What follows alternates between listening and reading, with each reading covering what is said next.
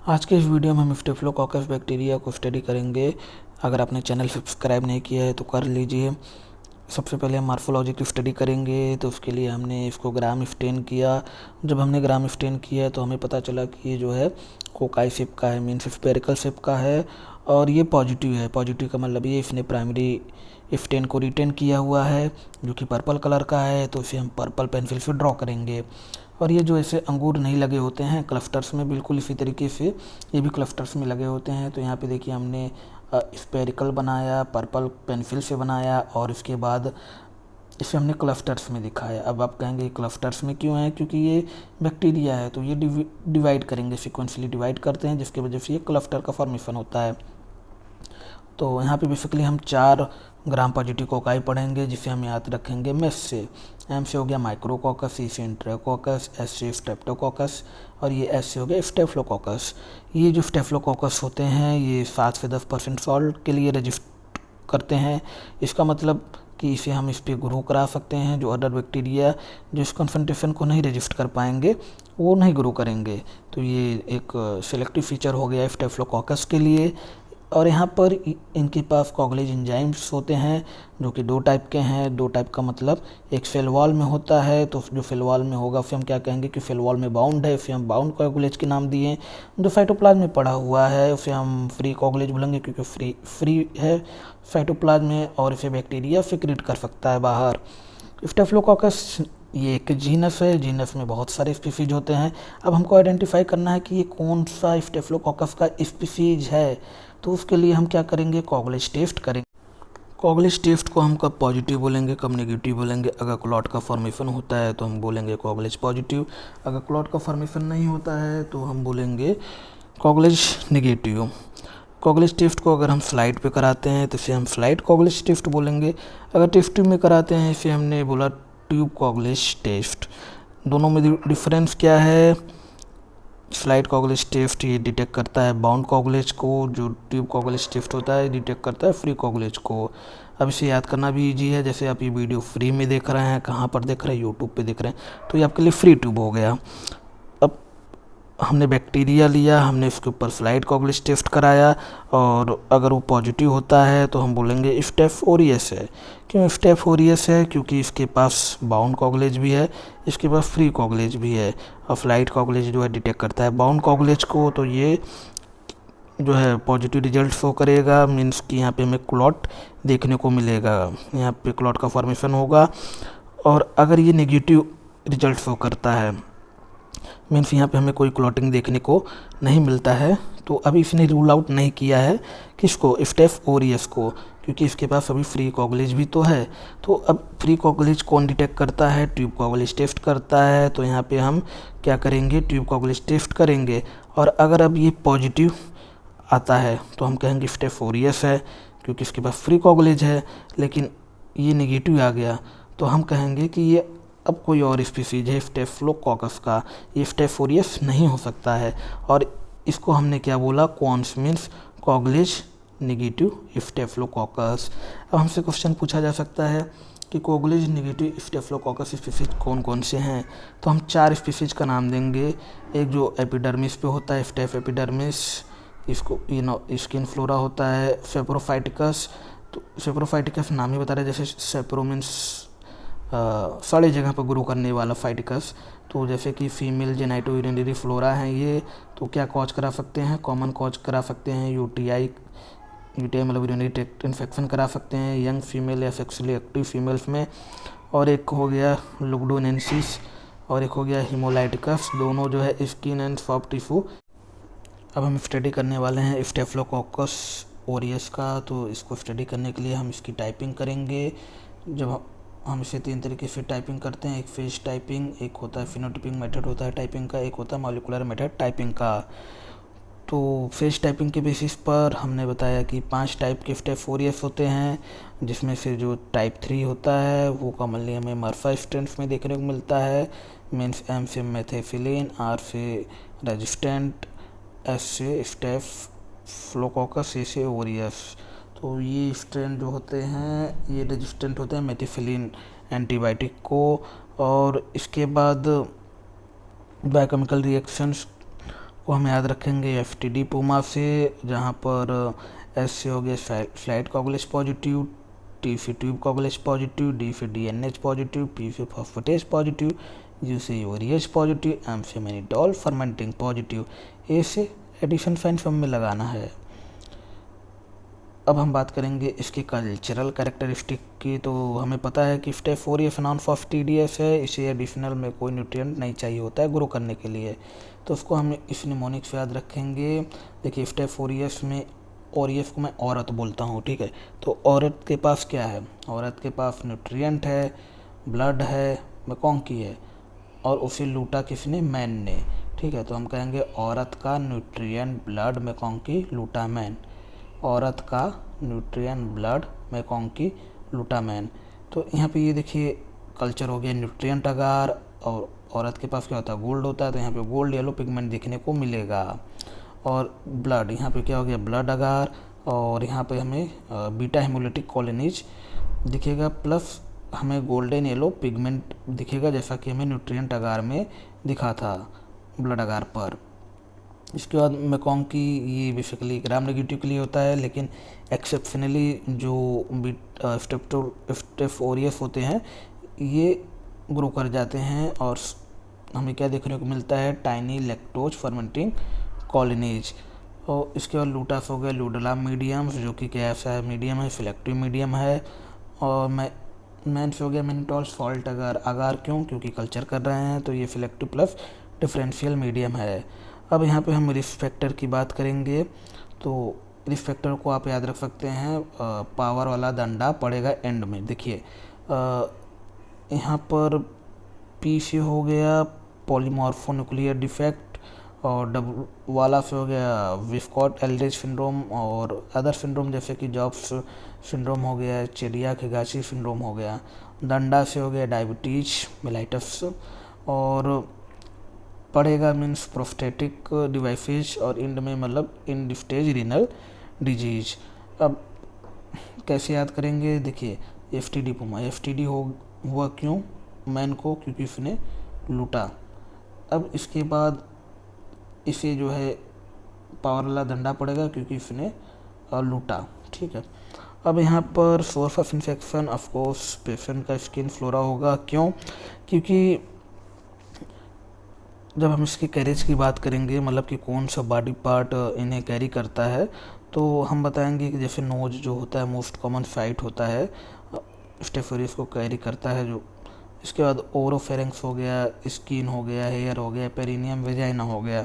और अगर normal carriage हमसे पूछा जाएगा तो हम बताएंगे 30 से 50%। नॉर्मल कैरेज का मतलब कि 30 से 50% इंडिविजुअल जो होते हैं वो कैरियर होते हैं स्टेप 4 का।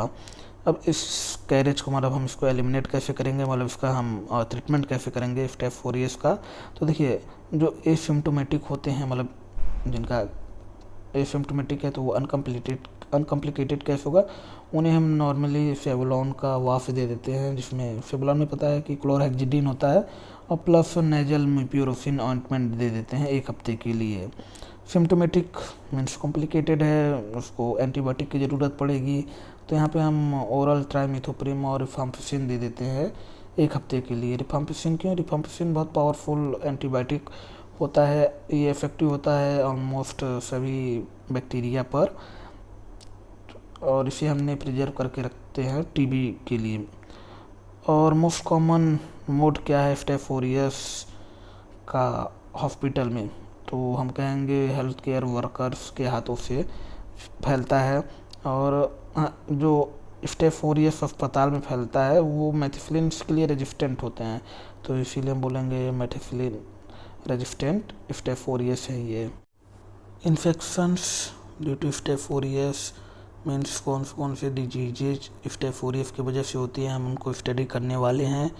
तो आपने एनाटॉमी पढ़ा होगा, तो ब्रेस्ट की एनाटॉमी बहुत इम्पोर्टेंट है, और हम उसी से याद रखेंगे। जैसे ब्रेस्ट के ऊपर स्किन हो गया, और स्किन के नीचे सॉफ्ट टिश्यू हो गया, उसके नीचे मसल्स होते हैं, उसके नीचे बोन होता है, और बोन में ज्वाइंट होते हैं, और ये इसके बाद बोन के नीचे क्या आ जाता है, लंग आ जाता है, और लंग के बीच में हार्ट पड़ा होता है।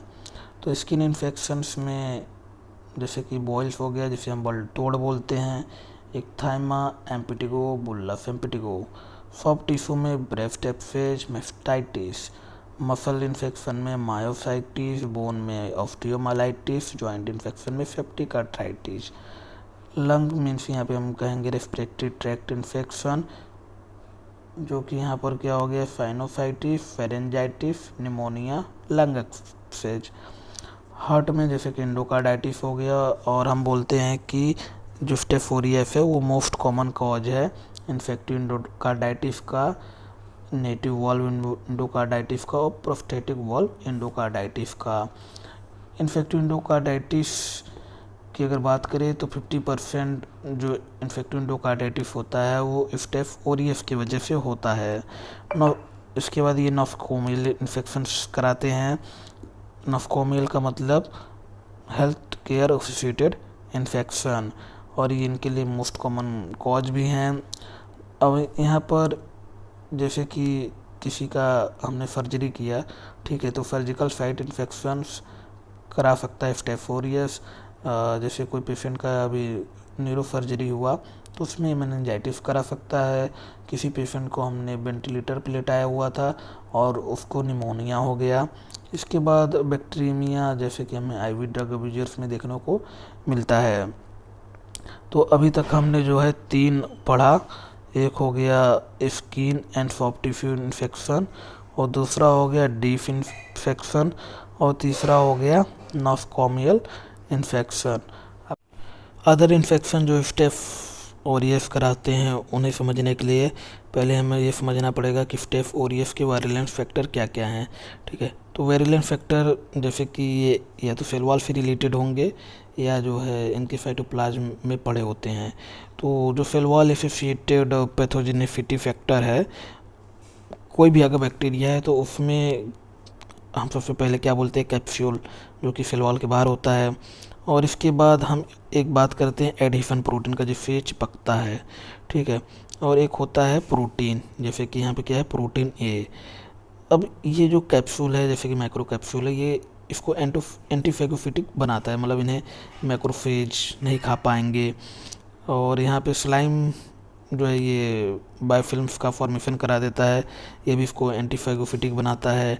इसके बाद यहाँ पर बाउंड कोगुलेज ये क्लॉटिंग करा देता है, एक्टिवेट करता है, क्योंकि प्रोथ्रोम्बिन को ये जो प्रोटीन ए है ये एंटीफेगोसिटिक प्रॉपर्टी कैसे देता है, क्योंकि ये जो एंटीबॉडी होता है, जैसे कि IgG एंटीबॉडी हो गया, उसके FC पार्ट से जोड़ता है, ना कि उसके FAB पार्ट। जैसे ये FAB पार्ट हो गया, ये FC पार्ट हो गया, तो इससे ये जुड़ जाता है। ये प्रोटीन ए कहाँ पे प्रेजेंट होता है, ये मैंने बताया स्टेफिलोकोकस बताया, कोकाई से बनाया, उसके सरफेस पे ये प्रोटीन ए प्रेजेंट होता है। तो ये जो है इस तरीके से इससे जुड़ जाता है, तो ये ऐसे हो जाता है। अब यहाँ पे हम बात करेंगे सेक्रेटरी वायरुलेंस फैक्टर की। तो इसमें पहले ही बताया था कि क्या सीक्रेट होता है, जैसे फ्री कोगुलेज, ठीक है, ये प्रोथ्रोम्बिन को एक्टिवेट करेगा। और हीमोलाइसिन बताया था कि ये beta haemolytic colonies with golden yellow pigment on blood अगर शो करता है, तो यहाँ हीमोलाइसिन होता है। इसके बाद ये WBC को के लिए साइडल होता है, इसे हम बोलते हैं पेंटोन वैलेंटाइन्स ल्यूकोसाइडिन, ठीक है। अब जैसे यहाँ पे औरत है तो वैलेंटाइन पी ले गई, और साइडल टू WBC, थोड़ा ट्रिक भी अपना रिवीजन होता रहेगा। और ये मोर देन 95% एसोसिएटेड होता है कम्युनिटी एक्वायर्ड मर्सा। और यहाँ पे चिप्स एक होता है जिसका मतलब है chemotaxis inhibitory protein of staph 4EF।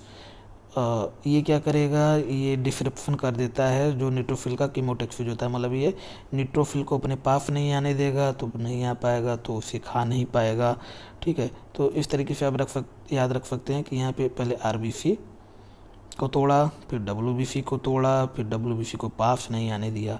Toxin, यहाँ पे 3 टॉक्सिन हम पढ़ते हैं। एक इंटेरोटॉक्सिनो है, नाम भी बता रहे, इंटेरो मीन्स ये फूड पॉइजनिंग कराएगा। एक्सफोलिएटियंस मीन्स ये जो फोलिया है उसको हटाएगा, मतलब स्केलेट स्किन कॉज कराएगा, इससे हम रिटर्स स्किन भी बोलते हैं। इसके बाद यहाँ पर ये टॉक्सिक शॉक सिंड्रोम, टॉक्सिन जो है ये टॉक्सिक शॉक सिंड्रोम कराता है। इसे हम TSST भी बोलते हैं। अब हम देखते हैं कोएगलूटिनेशन टेस्ट को। इसे समझने से पहले हम प्रोटीन ए के बारे में फिर से समझ लेते हैं। प्रोटीन ए ये एंटी फेगोसिटिक प्रॉपर्टी देता है। कैसे देता है? क्योंकि ये देखिए जो स्टेफोरिया फेकोकाई शेप का बनाया है, इसके सरफेस पे प्रोटीन ए प्रेजेंट हुआ है और ये जो है एंटीबॉडी के एफसी पार्ट से इंटरेक्ट करता है। तो इससे क्या हो जाएगा, जो एफएबी पार्ट होता है फ्री हो जाता है। और हमें पता है कि जो मैक्रोफेज है इसके पास एफसी रिसेप्टर होते हैं। तो अगर ये एंटीबॉडी एफसी पार्ट से इंटरेक्ट करेगा तो एफएबी पार्ट फ्री रहेगा। तो अगर ये फ्री रहेगा तो मैक्रोफेज इसे फेगोसिटाइज नहीं कर पाएगा, क्योंकि इसके पास एफसी रिसेप्टर है बाइंड करने के लिए। अब कोएगलूटिनेशन टेस्ट जो है इसमें नाम ही बता रहा है कि जो एगलूटिनेशन का मतलब ये होता है एंटीजन एंटीबॉडी रिएक्शन। तो हम ये बोल सकते हैं कि ये मेथड है जिससे हम एंटीजन को डिटेक्ट कर सकते हैं स्पेसिमेन में। और यहाँ पे हम क्या करते हैं कि जो स्टेफोरियस है इसको हम पहले हीट किल्ड कर देते हैं। का 1 स्ट्रेन का है और इसके सरफेस पे प्रोटीन ए प्रेजेंट हुआ है। अब इसे जो है हम कोट कर देंगे एंटीबॉडी से। तो हमें पता है कि एंटीबॉडी का जो एफसी पार्ट होता है वो इससे बाइंड करेगा, तो यहाँ पे एफएबी पार्ट क्या होगा, फ्री होगा। अब इसके ऊपर हम क्या करेंगे, स्पेसिमेन डालेंगे, क्लिनिकल स्पेसिमेन डालेंगे जिसमें ये एंटीजन पड़ा हुआ है और ये जो एंटीबॉडी है इसका एफएबी पार्ट जो है इससे इंटरेक्ट करेगा। तो अब इसे हमने कोएगलूटिनेशन क्यों बोला, क्योंकि एक एंटीजन से दो एंटीबॉडी साइमल्टेनियसली बाइंड कर रहे हैं। तो इस तरीके से ये हमें क्लम्पिंग देखने को मिलेगा, इसलिए इसको हमने कोएगलूटिनेशन। अब हम देखेंगे कि टॉक्सिन रिलेटेड जो इन्फेक्शंस हैं स्टेफोरियस के वो कौन कौन से हैं। तो पहला हो गया फूड पॉइजनिंग। फूड पॉइजनिंग को हमने क्लासीफाई किया था इन्फेक्टिव टाइप में, इंटरमीडिएट टाइप में एंड टॉक्सिन टाइप में। तो नाम पे ही देखिए ये इन्फेक्टिव टाइप मतलब कि यहाँ पे हमारा जो फूड होगा वो कंटामिनेटेड होगा माइक्रो ऑर्गेनिज्म से, और ये ऑर्गेनिज्म हमारे बॉडी के अंदर आएगा, मल्टीप्लाई करेगा, फिर इन्फेक्ट जब करेगा तो फूड पॉइजनिंग होगा। मतलब कि यहाँ पर सिम्टम हमें नोफिया, वोमिटिंग, डायरिया का दिखेगा। इंटरमीडिएट में क्या है, हमारे फूड में बैक्टीरिया प्रेजेंट है, ये हमारे बॉडी में आया और ये हमारे गट में आने के बाद टॉक्सिन्स को रिलीज किया, तब सिम्टम आया। और टॉक्सिक टाइप में क्या है कि यहाँ पर हमारा फूड जो है कंटामिनेटेड है टॉक्सिन से, और इसके बाद ये जो है फूड पॉइजनिंग करा दिया। तो इसमें सबसे शॉर्ट इंक्यूबेशन पीरियड किसका होगा, तो हम कहेंगे टॉक्सिक टाइप वाले का होगा। क्यों? क्योंकि यहाँ पे डायरेक्ट टॉक्सिन काम कर रहा है, तो 1 से 6 घंटा में ये अपना सिम्टम दे देगा। और इंटरमीडिएट वाले में ये जो है 6 से 12 घंटा लेगा। और इन्फेक्टिव टाइप वाला सबसे ज़्यादा टाइम लेगा, क्योंकि यहाँ पे बैक्टीरिया जो है पहले आएगा, मल्टीप्लाई करेगा, फिर जो है इन्फेक्ट करेगा, तो अब फूड पॉइजनिंग होता है। तो ये 8 से 24 घंटा लेता है। अब हम बात करेंगे फूड पॉइजनिंग। तो ये स्टेफोरियस के लिए तो ये मेडिएटेड होता है कौन से टॉक्सिन से, इंटेरोटॉक्सिन से। सोर्स क्या होगा, फूड विथ प्रीफॉर्म टॉक्सिन्स जो स्टेफोरियस का है। इंक्यूबेशन पीरियड 1 से 6 घंटा। और यहाँ पे पेशेंट जो है क्या सिम्टम दिखाता है, nausea, vomiting, watery, diarrhoea. Self limited condition है, मीन्स कि खुद से ठीक हो जाएगा, दवा देने की ज़रूरत नहीं है। और अगर हमें डायग्नोसिस करना है तो देखिए डायरिया है तो स्टूल होगा ही, और वोमिटिंग हो रहा है तो वोमिटस में हम एलाइजा करा सकते हैं। और वो जो फूड उसने खाया था उस पर भी हम एलाइजा करा के देख सकते हैं। ट्रीटमेंट का है, सिम्टोमेटिक है, जैसे कि पानी लॉस हुआ तो सैलाइन वगैरह चढ़ा देंगे। अब जो सेकेंड टॉक्सिन रिलेटेड इन्फेक्शन है वो है स्केल्डेड स्किन, और हमने आपको बताया था कि एक्सफोलिएटेंट्स जो होता है ये टॉक्सिन मेडिएट करता है इसे। और ये क्या करता है, ये प्रोटीलाइज कर देता है डेस्मोग्लेन को, जो कि प्रेजेंट होता है डेस्मोजोम में, जिसकी वजह से जो हमारा एपिडर्मल है वो फट जाता है। ठीक है, तो यहाँ पे मिड एपिडर्मल स्प्लिट हो जाएगा, जिसकी वजह से जनरलाइज्ड एक्सफोलिएशन हो जाएगा। मीन्स जो है पूरे बॉडी पार्ट से स्किन से जो है निकलता रहेगा, रप्चर होके निकलता रहेगा। और इसके बाद डायग्नोसिस कैसे करेंगे, एलाइजा करा देंगे सीरम पे, और किसके लिए, जो एक्सफोलिएटिन का टॉक्सिन है। यहाँ पे EF मतलब एक्सफोलिएटिन A एंड एक्सफोलिएटिन B। तो यहाँ पे A क्या है और B क्या है। जो A है वो हीट स्टेबल होता है और जो B है वो हीट लेबाइल होता है। और ट्रीटमेंट क्या है, क्योंकि यहाँ पे पूरे बॉडी से स्किन निकल रहा है तो हम टॉपिकल केयर कर सकते हैं और हम एंटीबायोटिक दे सकते हैं पैरेंटल मीन्स इंजेक्शन से एंटीबायोटिक दे देंगे, anti staphylococcal antibiotic. Toxic shock syndrome, ये toxic shock syndrome toxin cause करता है। ये सुपर एंटीजन है, इन्हें हम टी सेल माइटोजन बोलते हैं क्योंकि ये टी सेल्स के मित्र हैं। मीन्स कि ये 5 से 20% टी सेल्स को एक्टिवेट करते हैं एक ही बार में। और इससे क्या होगा, ग्रुप ऑफ सिम्टम दिखेंगे जिन्हें हम सिंड्रोम बोल रहे हैं और इसको हम बोलते हैं टॉक्सिक शॉक सिंड्रोम। तो नाम ही बता रहा है कि यहाँ पर शॉक होगा, शॉक का मतलब हाइपोटेंशन हो गया, और टॉक्सिक है तो मीन्स ये फीवर तो कराएगा ही और साथ में वोमिटिंग, डायरिया, रैश भी कराएगा। इसे हमने 2 टाइप में डिवाइड किया है, जो मेंस्ट्रुएशन से रिलेटेड था, मेंस्ट्रुअल साइकिल से, उसे हमने बोला मेंस्ट्रुअल TSS, और जो नहीं था उसे हमने बोला नॉन मेंस्ट्रुअल TSS। ये अगर हम टॉक्सिक शॉक सिंड्रोम की बात करें तो ये ऑफन एसोसिएटेड होता है मेंस्ट्रुएटिंग वुमेन जो होती हैं उनसे। और यहाँ पर क्या होता है, जो मेंस्ट्रुएटिंग वुमेन होती हैं वहाँ पर जो स्टेप ओरियस उनके वजाइना को कॉलोनाइज कर लेता है, और अगर वो टेम्पॉन वगैरह यूज करती हैं तो ये जो स्टेप ओरियस है उसका ग्रोथ और ज़्यादा देखने को मिलता है। मीन्स ये जो टेम्पॉन होते हैं इनके स्टेप ओरियस के ग्रोथ को फेवर करते हैं। और यहाँ पर अब CDC क्राइटेरिया क्या है, टॉक्सिक शॉक सिंड्रोम हम कब कहेंगे टॉक्सिक शॉक सिंड्रोम है फीमेल को, तो हम कहेंगे अगर उसे फीवर है 102 डिग्री फ़ारेनहाइट और उसका BP जो है कम है, मतलब हाइपोटेंशन है 90 mmHg से भी कम है, कौन सा है, सिस्टोलिक BP, और रैश है और जो है उसमें ऑर्गन जो है 3 से ज़्यादा इन्वॉल्व किया है, जैसे कि लीवर हो गया, kidney, mucus membrane, muscles, GIT, तो हम बोलेंगे कि टॉक्सिक शॉक सिंड्रोम है। अब इसका डायग्नोसिस हम कैसे करेंगे, जैसे सबका करते आ रहे हैं, एलाइजा करा देंगे सीरम पर और फिर हम डिटेक्ट कर लेंगे इंटेरोटॉक्सिन F। पहले हम TSST को इंटेरोटॉक्सिन F बोलते थे, और अब हम देखेंगे कि जो हमारा स्टेप ओरियस है, ये जो स्ट्रेन है ये सेंसिटिव है कि रेजिस्टेंट है। अगर सेंसिटिव टाइप का होगा तो हम जो है यहाँ पे क्लोक्सासिलिन या ऑक्सासिलिन दे देंगे, हमारा काम हो जाएगा। अगर रेजिस्टेंट है तो हम वैंकोमाइसिन पैरेंटरल दे देंगे, इंजेक्शन दे देंगे, और प्लस क्लिंडामाइसिन 2 हफ्ते। स्टेप ओरियस रेजिस्टेंस शो करता है बीटा लैक्टम एंटीबायोटिक के लिए। इसके 2 रीजन्स हैं, एक तो जो स्टेप ओरियस में बीटा लैक्टमेज एंजाइम्स का सिक्रेशन होना शुरू हो गया है, कौन करा रहा है, आर प्लाज्मिड करा रहा है। R plasmid means resistant plasmid. अभी कैसे हो रहा है, इससे पहले हम बीटा लैक्टम एंटीबायोटिक कैसे काम करता है उसको देख लेते हैं।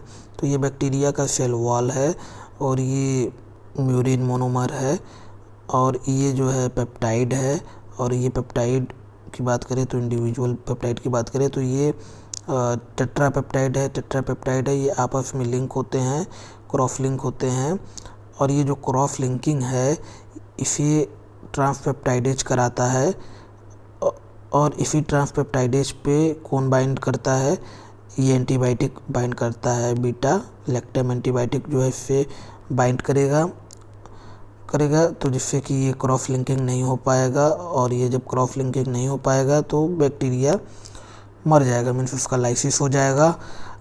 अब क्या हुआ कि बैक्टीरिया जो स्टेप ओरियस है उसके अंदर ये रेजिस्टेंस डेवलप हो गया, मीन्स बीटा लैक्टमेज एंजाइम्स का सिक्रेशन होना शुरू हो गया। तो अब क्या होता है कि जब हम बीटा लैक्टम एंटीबायोटिक देते हैं तो वो बैक्टीरिया के अंदर आ जाता है, पर ये जो बीटा लैक्टम एंटीबायोटिक है ये इससे बाइंड होने से पहले ही इसे हाइड्रोलाइज कर दिया जाता है, इसके रिंग को हाइड्रोलाइज कर देता है बीटा लैक्टमेजेस एंजाइम्स जो कि बैक्टीरिया के अंदर सिक्रेट हो रहे हैं। तो इससे क्या हो गया, ट्रांसपेप्टाइडेज नहीं टूटेगा, तो जो बैक्टीरिया का सेल वॉल का इंटीग्रिटी रहेगा वो बना रहेगा। तो ये इस तरीके से ये बीटा लैक्टम एंटीबायोटिक के लिए रेजिस्टेंस हो गया। तो सेकेंड रीजन जो रेजिस्टेंस शो कर रहा है स्टेप 4 बीटा लैक्टम एंटीबायोटिक को, वो MRSA की वजह से शो कर रहा है। मीन्स कि जो स्टेप 4 है वो मेथिफिलिन एंटीबायोटिक के लिए रेजिस्टेंस शो कर रहा है, और जो भी बैक्टीरिया मेथिफिलिन के लिए रेजिस्टेंस शो करेगा वो बीटा लैक्टम एंटीबायोटिक के लिए भी रेजिस्टेंस शो करेगा। मीन्स उसे बीटा लैक्टम एंटीबायोटिक को नहीं मार पाएगा। तो ये जो MRSA है, जो मेथिफिलिन रेजिस्टेंस है, ये बैक्टीरिया के पास कैसे आया? क्रोमोजोम की वजह से आया है, तो हम बोलेंगे कि क्रोमोजोमली मीडिएटेड रेजिस्टेंट है। ये कैसे रेजिस्टेंस आया, अब इसकी बात करते हैं। तो क्रोमोजोम में FCC मैक है जो कि कंटेन किया हुआ है मैक ए जीन, और ये मैक ए जीन जो है, जो पेनिसिलिन बाइंडिंग प्रोटीन है 2 अल्फ़ा, उसको एल्टर्ड करा देता है। अगर ये एल्टर्ड हो जाएगा penicillin binding protein 2 alpha, altered penicillin binding protein 2 alpha जो है इसके पास एफिनिटी कम होता है बीटा लैक्टम एंटीबायोटिक के लिए। तो इसका मतलब जो बीटा लैक्टम एंटीबायोटिक है वो इससे बाइंड नहीं करेगा, PB2 अल्फ़ा से बाइंड नहीं करेगा। अब हम देखते हैं डायग्नोसिस कैसे करेंगे MRSA का। तो इसके लिए मैंने टेस्ट का नाम दिया DDLG टेस्ट।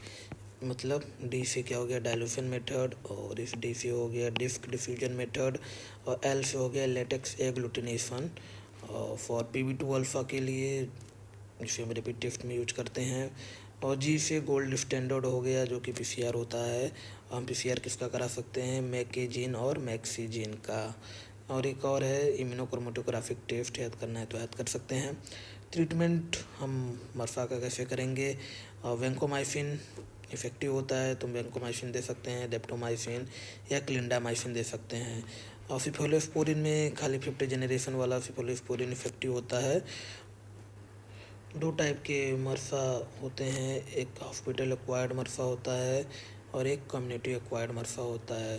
तो हॉस्पिटल एक्वायर्ड मरफा का मतलब ये है कि ये जो स्टेप 4 अस्पताल में इन्फेक्शन करते हैं वो अक्सर क्या होते हैं, मल्टीपल ड्रग रेजिस्टेंट होते हैं, MDR टाइप के होते हैं। और जो कम्युनिटी एक्वायर्ड मरफा होते हैं ये कम्युनिटी में मिलते हैं और ये सेंसिटिव होते हैं एंटीबायोटिक के लिए। अब ये दोनों में डिफरेंस हम कैसे याद रखेंगे, तो इसके नाम से याद रख सकते हैं MRSA। ठीक है, तो M से क्या हो गया, मल्टीपल ड्रग रेजिस्टेंस ऑफ, और यहाँ पे क्या होगा, सेंसिटिव होंगे। R से मीन्स रिसेंट सर्जरी हुआ होगा या डायलिसिस, या मतलब कि रिसेंट हिस्ट्री होना चाहिए हॉस्पिटल से रिलेटेड। तो recent contact with health care worker in last 1 year, और यहाँ पे कोई ऐसा हिस्ट्री नहीं होगा।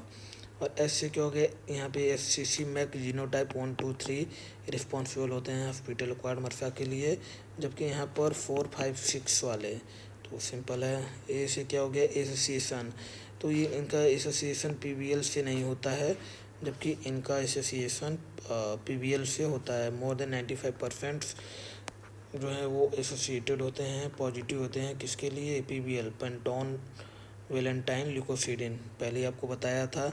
और जो हॉस्पिटल एक्वायर्ड मरफा होते हैं ये लेस वायरुलेंट होते हैं, और जो कम्युनिटी एक्वायर्ड मरफा होते हैं ये ज़्यादा खतरनाक होते हैं, मोर वायरुलेंट। हम लैब डायग्नोसिस करेंगे स्टेप 4 का, तो उसके लिए हमें स्पेसिमेन चाहिए। तो हम कौन सा स्पेसिमेन लेंगे, हम स्पेसिमेन को कलेक्ट करेंगे नेचर ऑफ लीजन के अकॉर्डिंग, मतलब कि किस टाइप का लीजन है। जैसे कि अगर सुपरेटिव लीजन है जिसमें पफ बनता है तो वहाँ पे हम पफ लेंगे। अगर स्पिरेटिव इन्फेक्शन है तो वहाँ पे स्पूटम बनता है तो हम यहाँ पे स्पूटम ले सकते हैं। अगर सेप्टिसीमिया है तो हम ब्लड लेंगे, सेप्टिसीमिया का मतलब बैक्टीरिया ब्लड में प्रेजेंट है। या फिर फीवर ऑफ अननोन ओरिजिन या पायरेक्सिया ऑफ अननोन ओरिजिन बोल सकते हैं, उसमें भी हम ब्लड लेंगे। अगर यूरिनरी ट्रैक्ट इन्फेक्शन है तो वहाँ पे यूरिन लेंगे। अगर मेनिंजाइटिस है तो CSF लेंगे। फूड पॉइजनिंग है तो उसमें क्या होता है, डायरिया होता है, तो वहाँ पे हम सीसेज ले सकते हैं। या फिर हम जो है फूड और वोमिट ले सकते हैं, क्योंकि वोमिटिंग भी होता है फूड पॉइजनिंग में। इसके बाद हम इसका कलेक्शन करेंगे कहाँ पर, स्टाइल कंटेनर में, और इसको ट्रांसपोर्ट करेंगे इमीडिएटली। इसके बाद हम लैब में इसका डायरेक्ट माइक्रोस्कोपी करा सकते हैं। इसमें सबसे पहले हम क्या करेंगे, स्पेसिमेन को स्टेन करेंगे, जैसे कि पस हो गया, एक्जुडेट हो गया, वॉन्ड एक्जुडेट हो गया। तो सबसे पहले इसका हम ग्राम स्टेनिंग करेंगे और फिर स्मीयर बना लेंगे, और इसके बाद इसको माइक्रोस्कोप के नीचे देखेंगे तो हमें अगर स्टेफ ओरियस होगा तो हमें क्लस्टर ऑफ कोकाई दिखेंगे। और कल्चर मैंने पहले भी पढ़ा चुका है, कल्चर को याद कराया था। औरत का न्यूट्रिएंट ब्लड मैकॉन्की लूटा मैन। और बायोकेमिकल रिएक्शंस में बताया था आपको FTD पूमा।